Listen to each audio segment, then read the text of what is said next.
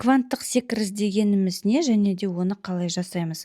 Қазіргі ғалымдардың дәлелдеуі бойынша, зерттеуі бойынша технология қатты дамығандықтан бізде барлық зерттеу жұмыстары да өте қатты дамып жатыр, иә. Кванттық секірісті көбісі біледі, естіді, бірақ нақты не екенін түсінбейді. Иә, өміріңізді өзгерту, жан-жақты өзгерту, бірақ ол қалай болады, қандай жолдармен?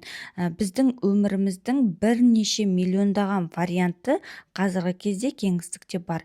Яғни сіздің қазір ақшаңыз жоқ болса, қарыздарыңыз көп болса, қарыздарыңыз жоқ, ақшаңыз көп вариантыңыз кеңістікте бар. Просто сіз сол жолды, сол ветканы таңдау керексіз.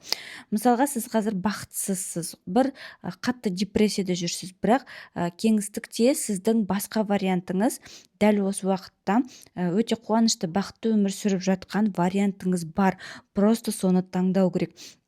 Енді оны таңдау үшін бірінші ішкі жұмыстарды жасау керек. Өз-өзіңізбен жұмыс. Осыны жасау үшін біз сіздерге 200-ге жуық тегін сабақ дайындап қойдық. Оны алу үшін профильдағы сілтемеге басыңыз немесе комментарийға плюсик қойып кетіңіз.